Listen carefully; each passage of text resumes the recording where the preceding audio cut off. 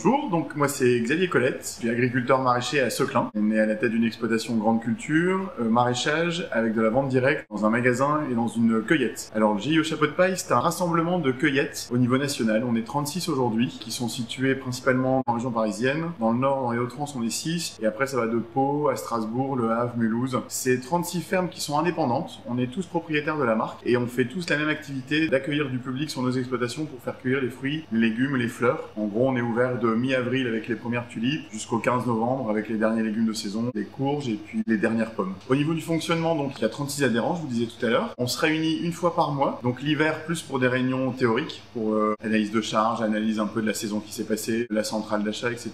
Au printemps, plus pour des visites de cueillettes, entre nous ou alors dans d'autres cueillettes, où cette année par exemple on va en Allemagne pour voir un peu ce qui se passe ailleurs. Donc voilà, tous les mois on se réunit. C'est l'équivalent d'un CETA mais en maraîchage et en cueillette. Au sein du GIE, donc il y a un directeur et un directeur secrétaire comptable qui sont à deux pour animer le groupe. Il y a un comité de direction, donc avec une présidence tournante. Tous les 2 ans, le président change et 5 ou 6 cueillettes qui font partie du conseil d'administration. Alors on postule pour rentrer chez Chapeau de Paille. On contacte le directeur. Le GIE envoie ce qu'on appelle nous les bonnes questions. En gros, c'est une petite étude de marché à faire sur son exploitation concernant la zone de salandage, concernant les capacités de produire du légume, les capacités d'être ouvert au niveau familial, au niveau main-d'œuvre, etc. Et après la réponse à ces questions, le GIE statue sur la possibilité ou pas d'intégrer l'exploitation agricole dans le GIE Chapeau de Paille. Les décisions sont prises à l'unanimité. Chaque adhérent participe à la vie du groupement, c'est-à-dire qu'on a, je vous disais tout à l'heure, le comité de direction. Après, on a des commissions. On a une commission centrale d'achat, on a une commission communication, on a une commission technique, et donc qui est composée d'adhérents. Et chaque adhérent participe à l'évolution et au travail de chaque commission pour faire avancer le groupe en général. Alors les avantages sont multiples. Pour un jeune qui s'installe, je pense que c'est pour éviter les erreurs du débutant, d'avoir le conseil tout de suite pour savoir comment il faut planter ses framboisiers, mettre l'irrigation, tel diamètre, etc. C'est indispensable. Ça nous permet aussi d'avoir une aide au quotidien, que ce soit avec le directeur ou avec le réseau, tel adhérent qui est plus spécialisé sur tel et tel sujet. Où je vois dans le Nord, on a un sous-groupe, on est 6 dans les Hauts-de-France. C'est vraiment une richesse, tous les jours on s'appelle pour tel et tel projet. Et après la richesse aussi des formations qu'on peut avoir. La semaine prochaine, on a des formations communication sur savoir gérer les réseaux. Ce qu'on peut trouver aussi avec la chambre d'agriculture, mais là ce qu'on ramène plus à l'esprit cueillette et à l'activité cueillette. À chaque fois, c'est avec des gens qui font la même chose, qui ont les mêmes contraintes, qui ont les mêmes soucis. Ça, c'est une énorme richesse.